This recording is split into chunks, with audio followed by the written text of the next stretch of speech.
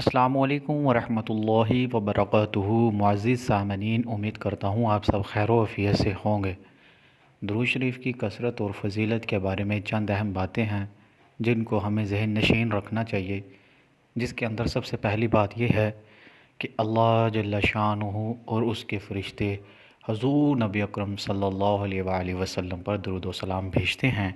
اس لیے اے ایمان والو، تم بھی آپ صلی اللہ علیہ وآلہ وسلم پر خوب درود و سلام بھیجو۔ یہ بات جو ہے وہ ہمیں قرآن حکم کر رہا ہے۔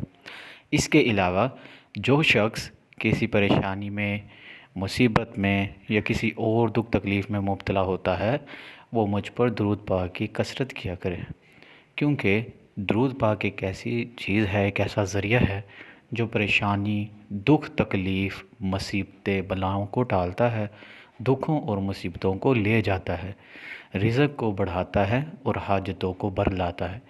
رزق کو بڑھانے کے لیے بھی درود شریف کافی اہم ثابت ہوتا ہے۔